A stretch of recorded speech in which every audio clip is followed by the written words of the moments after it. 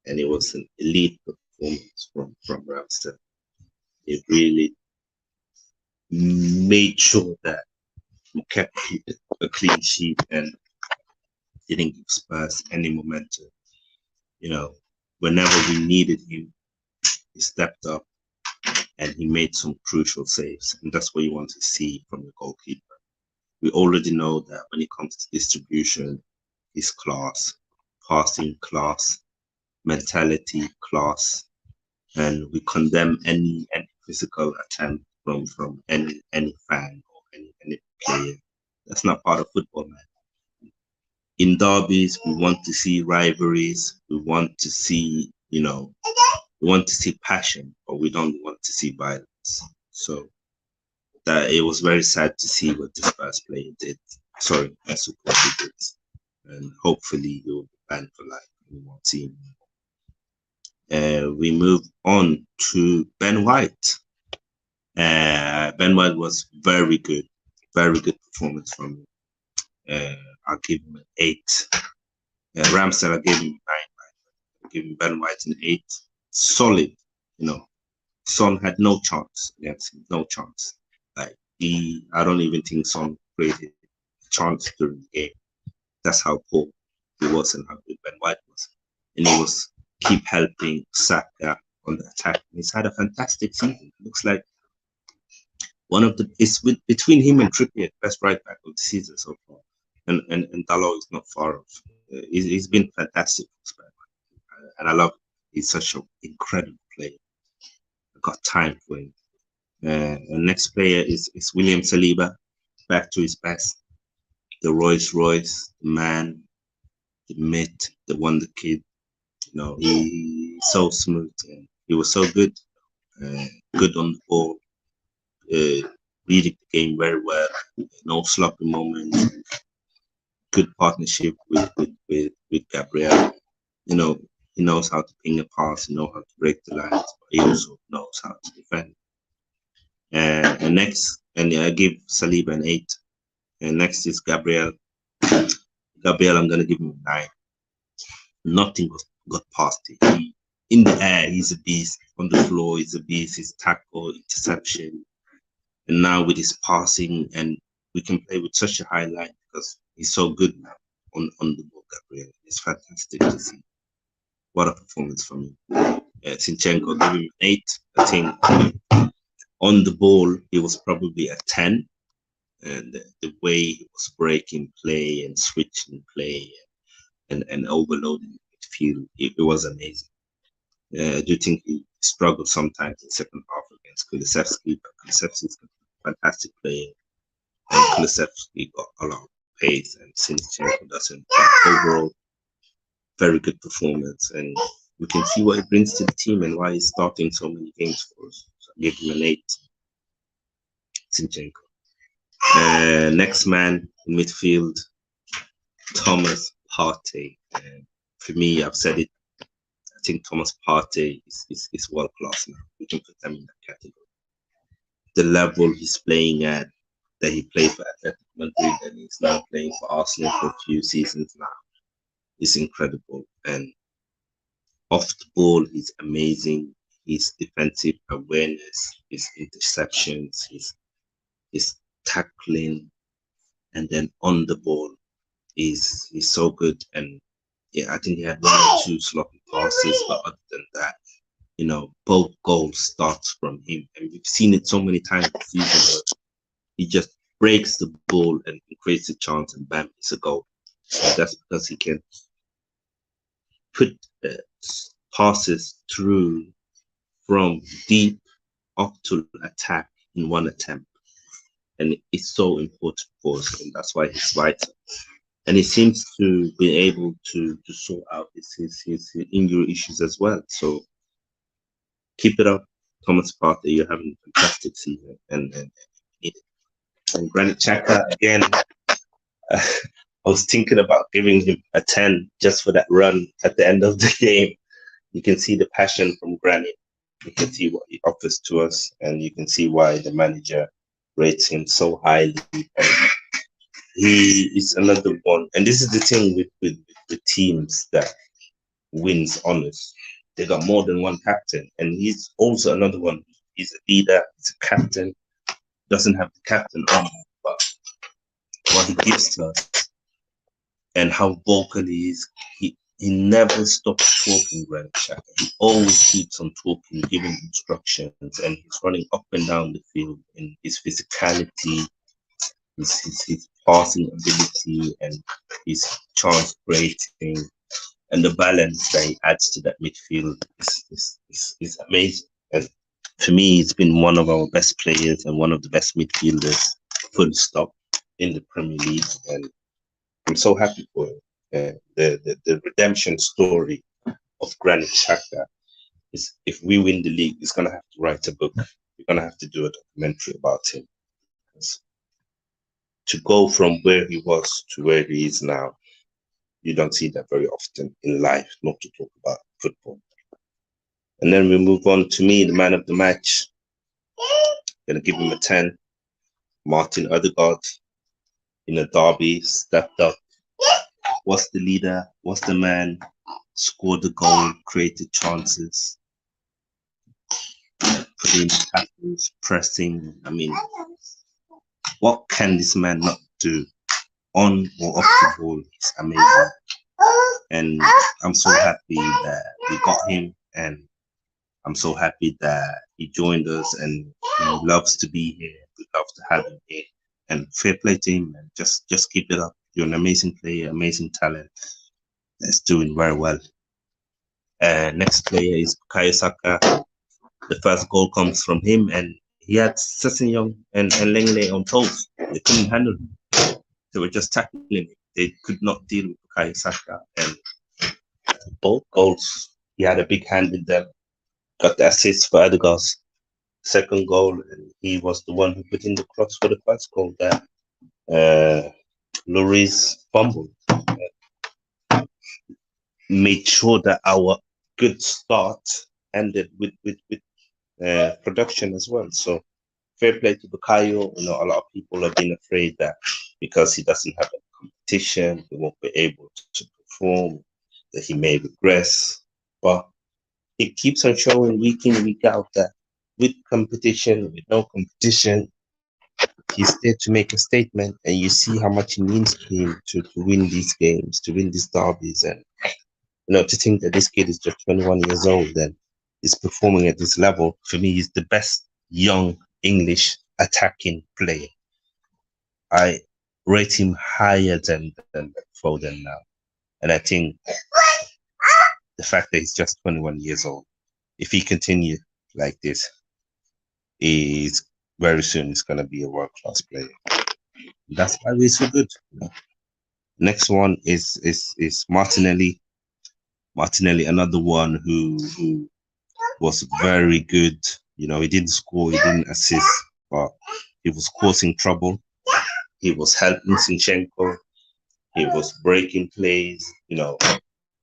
I saw him put in a tackle in the 8th minute, win the ball, and put pressure on Tottenham. And that's what's so fantastic with the attacks that we had. Even if they're not scoring, they're creating, they're helping the team. They're putting pressure, they're working hard, and you just have to say fair play to Arteta. He's been able to raise their level. All of our attackers' levels have raised under Mikel Arteta for our current squad. And Eddie Nketiah is another one who didn't score, but he was creating chances. He was linking up, holding up, and he looks so much better now. Eddie, he looks so much better than at the start of the season. And he's proving to people that he deserves to play for Arsenal. And I'm happy for him, because he's another player who people were hating on him for taking the number 14 shirt. And whatever you think about the number 14 shirt, I'd rather see these numbers go to young players who care and love the club and have the ambition to back themselves that they can do it, than to give it to someone who Maybe doesn't love the club and is just there to get a paycheck. But fair play to Eddie, and hopefully he can continue to perform and score goals, and it's gonna give Jesus some competition. That's what you want to see with young players. You want to see them prove you wrong. You want to see them show that they can do it. You know, that's what you want. I'm just gonna go through some comments. Moss is saying Madison is lightweight. I rate Madison. It's not. I would take him. I got nothing against Madison. I think he's a quality player, but he's not Odegaard. Odegaard is better. Yeah, Halima. She's a cutie. Big up Nab, man. I hope you're well, bro. Big up to you. Big up to Ed. You must be happy to see Wolves signing players and winning games, man. Fair play to you guys, and best of luck this season.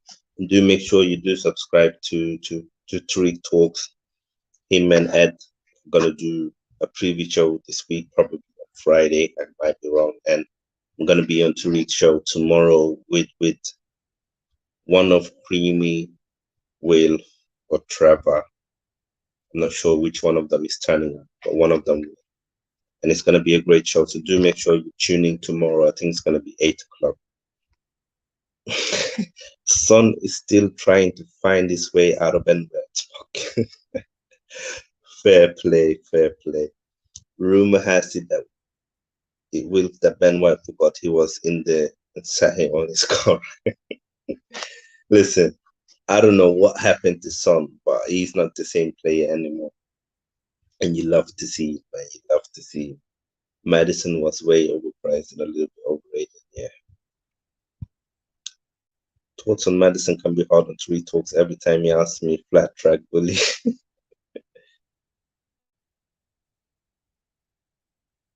Yeah, I mean, I think Madison under the right manager, right club, I think he could thrive. You know, it's not easy to do it right now. But yeah, 100%. If it's between him and Odegaard all day. Shaka gets a 10 out of 10 for telling the Italian Big Sam. Yeah, fair play. We give Shaka a 10. Shaka gets a 10 as well. Martin Odegaard needs to be so only one goal and man of the version. That's not good enough. Martinelli gets a 10 and 10 for hanging an Arsenal scarf. You know, I forgot that. And this just shows how much these players, you know, they love Arsenal and they understand the meaning of rivalry and this North London derbies. And that's why I love them, man. And fair play, fair play. I'm on Curtis Show, shameless setting with. Yeah, we love to see it. A big up Curtis Shaw, you know, great content creator. Great content. Yeah, he did well. He did well. So years ago, and big up Jan, so years ago, critics were saying that Man United couldn't win the league with kids, and Alex Ferguson proved them wrong, correct? Arsenal decided to win the league this season and proved it out as wrong. Listen, if the league ended now, yes. But the way we're playing, I do think we deserve it, but you can only deserve it when you want it. So it's up to us to keep on doing what we're doing. And if we keep on playing at the level that we are playing and we keep on being taking as many points as we are, got a very good chance to win the league. Very good chance to win. The way Arsenal have been playing, all three of me, maybe on tomorrow. Fair play, fair play. And big up to everyone that's tuned in today. Big up to all the new subscribers. Do make sure you do hit the like button on this video. Make sure that you subscribe to the channel. Make sure that you share the content. And also make sure that you do subscribe to my brother Tariq Talks and the Man United Agenda as well. Make sure you subscribe to them. Make sure you subscribe to NS Sport, Nippon, my brother, and to SPT TV, to Stephen as well. Listen, it's been a wonderful week, and I'm gonna try and put out another stream where we will analyze half of the season. You know, we've played 19 Premier League games now, and do a video on player performance and look at the stats and player ratings for so far, how well players and the managers done. Because I do think that when you analyze the stats, you look at the way Arsenal are playing, it's not a surprise that we are doing so well.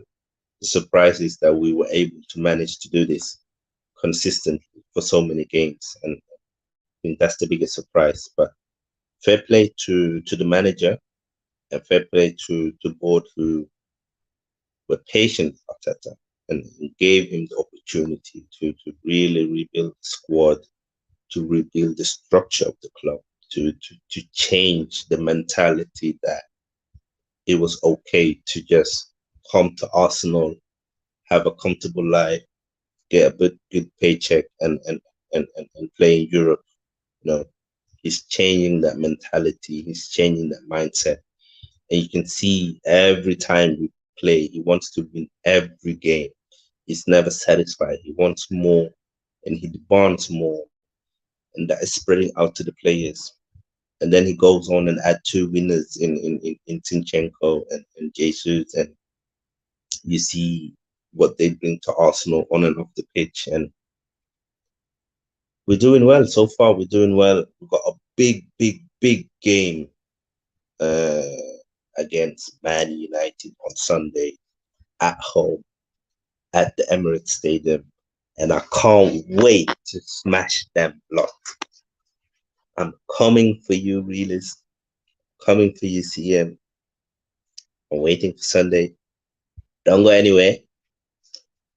We want revenge. We want blood, and I'm sure we can do it. And hopefully, before that, Crystal Palace can do us a favor and win against you lot. I'm desperate for the Italian big Sam to carry on with he was happy. And the thing with Conte as well is that he's a manager who he doesn't change. So whatever his style of play is, whatever his mindset is, he keeps on going with that. And also, he never built up a structure where when he leaves, the club is in a good and healthy place. So with Conte, it's one of them. You have to make the most of him when you got him, because when he's gone, it's a new rebuild that you have to do. Problem with Tottenham is that they did not make the most out of Antonio Conte, and he is not a loyal manager. If this continues, he's going to walk. And don't forget, his contract is not renewed. It ends this summer. And if Conte leaves, I don't care if Kane leaves or stays. Kane has been there in his prime, with Son in his prime, with Eriksen in his prime, and he didn't win anything. And I don't see them winning anything. But what are they going to do? Because Tottenham do not have an academy like Arsenal. They don't have a youth project like Arsenal. They don't have the heritage like Arsenal. So when Conte leaves, what are they going to do? It's not looking good for Tottenham. I can't lie. They may have won the battle yet last year, or we are definitely winning the war. And this is it. Like for them, getting top four, it was like a trophy for them. But what has them being in Champions League really done? Because they didn't go out and sign any players they could not have signed without Champions League. You know, Jet Spence, you don't need Champions League to get him. Langley, you don't need Champions League to get him. Bizuma, you don't need Champions League to get him. Perisic, you don't need Champions League to get him. And whatever few players they got, none of the players that Tottenham bought this summer, they needed it for Champions League. So what has Champions League actually done for them? Because they're not winning the Champions League. They're not winning the League Cup. They're not winning the FA Cup. So what are they going to do now? And if Conte leaves, they got a lot of players there that are not good enough. You know, your Doherty, your the fraud Italian, Brazilian brother. I don't even think he's Brazilian. I forgot his name. The Chicken Royal. Yeah. You know, Dyer, Davies, Longley, like Ryan Sessegnon. What are they gonna do with these players? It's not. I don't see. Sorry, guys. They don't have a bright future. And now they're trying to attack my throat. But the truth must be told. It's not looking good for Tottenham. And with Newcastle, with Man United, Arsenal, Man City, and obviously Chelsea going to continue to spend, Liverpool are going to try and back themselves. Tottenham are going to struggle to even get Europe in the future. But anyway, it's been an hour. Big up to each and every one of you who tuned in today. It's been supporting me. Like, it means a lot to me, even when I'm not doing streams. I see the support and I'll try to do as many streams as possible. But big up to all of you. I've got bare love for all of you, and you will see me back soon again.